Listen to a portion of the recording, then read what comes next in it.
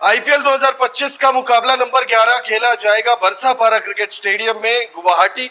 और इस मुकाबले में राजस्थान रॉयल्स और चेन्नई सुपर किंग्स आमने सामने होंगी।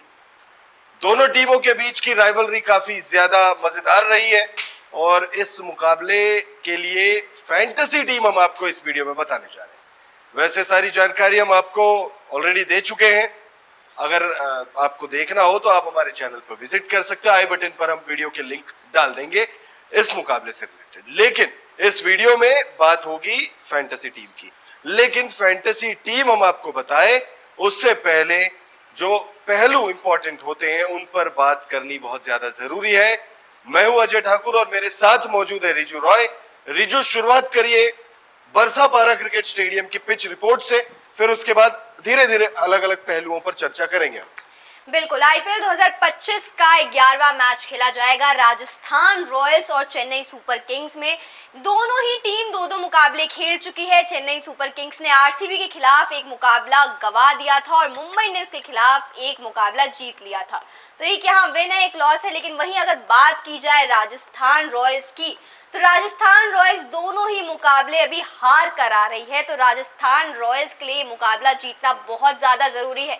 रियान पराग इस वक्त राजस्थान रॉयल्स की कप्तानी कर रहे हैं। 3 मुकाबलों के लिए रियान पराग कप्तान है और अभी तक 2 मुकाबले हो चुके हैं और ये तीसरा मुकाबला राजस्थान रॉयल्स खेलेगी। अब इसमें देखना रहेगा कि रियान पराग की कप्तानी में आरआर जीत पाती है या नहीं अपना पहला मुकाबला। अब बरसापारा क्रिकेट स्टेडियम के बारे में बात कर देते हैं, उसकी पिच रिपोर्ट के बारे में बात करें तो बरसापारा क्रिकेट स्टेडियम की पिच आमतौर पर बल्लेबाजों के लिए स्वर्ग मानी जाती है। यहाँ की सतह सपाट और सख्त होती है जिसके कारण गेंद बल्ले पर अच्छी तरह आती है और शॉट्स खेलना आसान हो जाता है। पिछले आईपीएल मैच के आंकड़ों को देखें तो इस मैदान पर हाई स्कोरिंग मुकाबले देखने को मिले हैं, जहां पहली पारी का औसत स्कोर 180 के आसपास रहा। हालांकि पिच पर तेज गेंदबाजों को शुरुआती ओवर्स में थोड़ी मदद मिल सकती है, खासकर अगर नई गेंद से हल्की स्विंग या उछाल मिले। लेकिन जैसे जैसे मैच आगे बढ़ता है पिच बल्लेबाजी के लिए और बेहतर होती जाती है। दूसरी पारी में ओस का प्रभाव भी अहम हो जाता है, जिसके चलते गेंदबाजों को गेंद पर ग्रिप बनाने में दिक्कत हो सकती है और बल्लेबाजों को फायदा मिल सकता है। ये मुकाबला खेला जाएगा 7:30 बजे, तो ओस का फैक्टर बहुत ज्यादा होगा, इसलिए जो भी टीम टॉस जीतती है उससे पहले गेंदबाजी करने का फैसला करना चाहिए। और अगर आप फैंटेसी टीम बना रहे हैं तो फिर आप उसी हिसाब से गेंदबाज रखिएगा जो दूसरी पारी में खासतौर पे स्पिनर्स यहाँ देखा जाए तो मतलब तेज गेंदबाजी को फायदा है। यहाँ पे हमें पता चला है कि तेज गेंदबाजी को फायदा है, तो अगर कोई तेज गेंदबाज को रखना चाहे तो ये यहाँ अहम फैक्टर हो सकता है। अब अगर आप मौसम की बात करें तो मौसम विभाग ने जो इस मुकाबले के लिए जानकारी दी है, मैच नंबर 11 के लिए गुवाहाटी में मौसम मैच के लिए अनुकूल है और जो हाईएस्ट टेम्परेचर है वो 34 डिग्री है। हालांकि मैच शाम वाला है तो इसके आसपास कुछ टेम्परेचर रहेगा। ह्यूमिडिटी 43% है बरसापारा में यानी गुवाहाटी में। तो फिर आप समझ सकते हैं कि भाई जो सेकेंड इनिंग में गेंदबाजी होगी ओस का भी फैक्टर आएगा। 43% ह्यूमिडिटी है, गेंदबाजी सेकेंड इनिंग में बहुत मुश्किल हो जाएगी और उस हिसाब से आपको अपनी टीम जो है वो बनानी है। अब अगर हेड टू हेड आंकड़ों की बात करें, आरआर और सीएसके के बीच में हेड टू हेड आंकड़े मैचेस 29 खेले इन दोनों ही टीमों ने, जिसमें से आरआर के नाम है 13 मुकाबले तो वहीं सीएसके ने 16 मुकाबले जीते हैं। तो हेड टू हेड आंकड़ों में अगर आप देखेंगे रिजू तो साफ है ऋतुराज गायकवाड़ की टीम सीएसके का पलड़ा भारी है और रियान पराग की टीम अभी थोड़ा पिछड़ रही है। हालांकि रियान पराग की टीम यानी राजस्थान रॉयल्स ने सीजन 1 के फाइनल मुकाबले में सीएसके को हराया था, तो जो जीत जरूरी थी वो जीत ले लिए, बट उसके बाद जो है टीम का प्रदर्शन उतना अच्छा रहा नहीं है। उसके बाद आईपीएल 2025 में भी कुछ खास नहीं है और अगर इस मुकाबले में भी हार जाती है टीम तो निश्चित तौर पर बहुत ज्यादा पिछड़ जाएगी टीम। अब अगर सीएसके की पॉसिबल प्लेइंग 11 की बात करें तो सीएसके की पॉसिबल प्लेइंग 11 में आरआर ऋतुराज गायकवाड़ और रचिन रविंद्र आपको ओपनिंग करते हुए नजर आएंगे। फिर तीसरे नंबर पर होंगे राहुल त्रिपाठी, फिर शिवम दुबे, दीपक हुड्डा, रविंद्र जडेजा, फिर आएंगे MS Dhoni wicket keeper MS Dhoni, फिर सैम करन, आर अश्विन, नूर अहमद और फिर मथीशा पथिरा। अब बात कर लेते हैं हम लोग राजस्थान रॉयल्स की पॉसिबल प्लेइंग 11। तो उसमें आपको यशस्वी जायसवाल, संजू सैमसन ओपन करते हुए दिखेंगे। संजू सैमसन बाद में इंपैक्ट सब्स्टिट्यूट के साथ जो है वो सब्स्टिट्यूट हो जाएंगे। फिर नीतीश राणा आएंगे, रियान पराग नंबर 4, ध्रुव जुरैल विकेट कीपर की भूमिका अदा करेंगे, सिमरन हेटमायर होंगे, शुभम दुबे होंगे, वानिंदु हसरंगा, जोफ्रा आर्चर, महेश तीक्ष्ण और संदीप शर्मा। तो टीम अगर आप देखें तो दोनों ही टीम बैलेंस नजर आ रही है। ऐसा नहीं है कि सीएसके की टीम बहुत ज्यादा ही खतरनाक नजर आ रही है और आरआर की टीम बहुत ज्यादा कमजोर नजर आ रही है। आरआर की टीम में अगर कोई फ्लॉ है तो वो है रियान पराग की कप्तानी। बाकी टीम आरआर की भी बहुत ज्यादा जबरदस्त नजर आ रही है। सिमरन हेटमायर है, फायर पावर है। ध्रुव जुरैल ने पहले मुकाबले में 70 के आसपास की कोई पारी खेली थी और बहुत खतरनाक पारी थी वो। संजू सैमसन पहले मुकाबले में उन्होंने अर्धशतकीय पारी खेली थी और जबरदस्त पारी खेली थी। अभी यशस्वी जायसवाल का बल्ला चल नहीं रहा है, चला नहीं है। नीतीश राणा का बल्ला चला नहीं है, रियान पराग का बल्ला चला नहीं है, शुभम दुबे हो गए, इनका बल्ला नहीं चला, वानिंदु हसरंगा बल्लेबाजी करना चाहते हैं, इनका बल्ला नहीं चला है।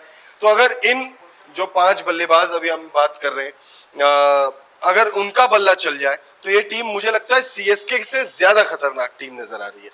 अब बात करते हैं हम लोग सबसे पहली फैंटेसी टीम की, क्योंकि इसी पल का आपको इंतजार था।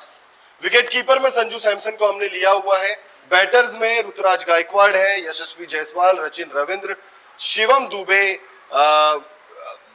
बतौर बल्लेबाज हमने रखा है इन्हें। दीपक हुड्डा है टीम में बतौर बल्लेबाज। उसके बाद ऑलराउंडर्स में रविंद्र जडेजा, रियान पराग और नीतीश राणा। गेंदबाजों में नूर अहमद को मिस कर नहीं सकते, पर्पल कैप होल्डर है इस वक्त, और खलील अहमद। हालांकि नूर अहमद जब सेकेंड इनिंग में गेंदबाजी करेंगे तो बहुत मुश्किल हो जाएगा, हो सकता है वैसी गेंदबाजी, इंपैक्टफुल गेंदबाजी ना हो, क्योंकि नूर अहमद ने अभी तक कुल 7 विकेट निकाले और वो 7 विकेट जो है वो चेपॉक में आया। चेपॉक वैसे भी टर्निंग ट्रैक है और ये टर्निंग ट्रैक नहीं है, यहाँ पर वैसे भी बहुत दिक्कत होने वाली है। और ये जो 2 गोलाकार हमने बनाए ये इसीलिए बनाए क्योंकि एक हमारे कप्तान साहब है शिवम दुबे और एक हमारे वाइस कप्तान साहब है वो है संजू सैमसन। टीम नंबर 2 की अगर हम बात करें तो विकेट कीपर के तौर पर आपको 2 खिलाड़ी नजर आ रहे होंगे। संजू सैमसन है, ध्रुव जुरैल है। हालांकि संजू सैमसन विकेट कीपिंग करते हुए आपको नजर नहीं आने वाले हैं, लेकिन वो बैटिंग में कमाल दिखा सकते हैं। फिर बैटर्स की बात करें तो ऋतुराज गायकवाड़ है, यशस्वी जायसवाल है और रचिन रविंद्र है। इनका बल्ला पहले सीएसके वर्सेस आरसीबी में बहुत बढ़िया चला था, बहुत ज्यादा बढ़िया चला था, तो रचिन रविंद्र को रखना नहीं भूला जा सकता। फिर ऑलराउंडर्स की बात करें तो रविंद्र जडेजा है, रियान पराग है, नीतीश राणा है। फिर बॉलर्स में आपके नूर अहमद आ जाएंगे, महेश तीक्ष्ण आ जाएंगे और फिर शर्मा आ जाएंगे। यहाँ कप्तान यशस्वी जायसवाल है, अभी तक इनका बल्ला नहीं चला, लेकिन यशस्वी जायसवाल एक बहुत कैपेबल बैटर हैं और कहीं ना कहीं अभी इनको भी थोड़ा दुख हो रहा होगा कि मैं पहले 2 मुकाबले में नहीं चल पाया हूं, तो कहीं ना कहीं हमें यशस्वी जायसवाल चलते हुए नजर आएंगे और यही कारण है कि हमने कप्तान के रूप में दूसरे फैंटेसी 11 में यशस्वी जायसवाल को रखा है। और वही वाइस कैप्टन देखेंगे तो आपको ध्रुव जुरैल नजर आएंगे। तो ये हमारी दूसरी टीम। अब तीसरी टीम पे आ जाते हैं हम डायरेक्ट। अब अगर तीसरी टीम पर आ जाएं तो तीसरी टीम में भी बहुत ज्यादा बदलाव आपको दिखेगा नहीं। संजू सैमसन और ध्रुव जुरैल यहाँ मौजूद है, ये गोलाकार हमने कर दिया है यहाँ पर। बैटर्स में अगर आप देखें ऋतुराज गायकवाड़, यशस्वी जायसवाल और एक और गोलाकार यानी रचिन रविंद्र। वाइस कैप्टन संजू सैमसन एक बार फिर से और कैप्टन यहाँ पर रचिन रविंद्र है। और अगर आप ऑलराउंडर्स देखेंगे तो रियान पराग, वानिंदु हसरंगा और सैम करन को हमने रखा हुआ है।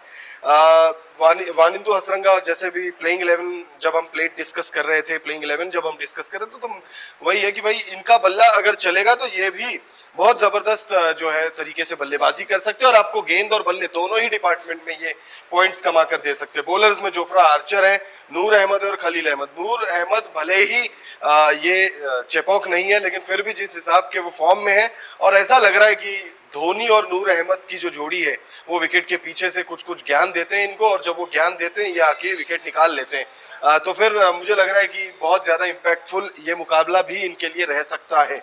अब अगर आखिरी टीम की बात करें तो आखिरी टीम में संजू सैमसन, ध्रुव जुरैल मौजूद है। बैटर्स में ऋतुराज गायकवाड़, यशस्वी जायसवाल, रचिन रविंद्र, रियान पराग और वानिंदु हसरंगा 2 ऑलराउंडर्स। और बॉलर्स यहाँ थोड़े ज्यादा आपको दिख रहे होंगे, मथीशा पथिराना, जोफ्रा आर्चर, नूर अहमद और महेश तीक्ष्ण। ये दोनों जो है पहले सीएसके के लिए खेला करते थे, अब ये दोनों जो है अलग अलग टीम की तरफ से खेल रहे हैं। आरआर के हो गए हैं अब तीक्ष्ण और पथिराना, अभी भी इन पर भरोसा जताया है माही भाई ने। बाकी अगर आप देखेंगे तो रचिन रविंद्र और Rituraj Gaikwad captain vice captain हमने लिया हुआ है। अगर आप ये टीम देखेंगे तो यहाँ पर आपको 6 आपके बॉलिंग ऑप्शंस हो गए और बैटिंग ऑप्शंस अगर आप देखेंगे 3 2 5 2 7 आपके हो गए बैटिंग ऑप्शंस। तो ये है वो 4 टीम जो हमने आपके लिए बनाई। राजस्थान रॉयल्स और चेन्नई सुपर किंग्स के बीच ये मुकाबला खेला जाना है। इसमें से मैं पहले आपसे ये पूछना चाहूंगी कि आप हमें कमेंट बॉक्स में बताएं कि इन दोनों में से वो कौन सी टीम है जो इस मुकाबले को अपने नाम करने में सफल रहेगी, और इन चारों फैंटेसी 11 में से आपको कौन सी टीम सबसे बढ़िया लगी, कमेंट बॉक्स में बताना ना भूलें।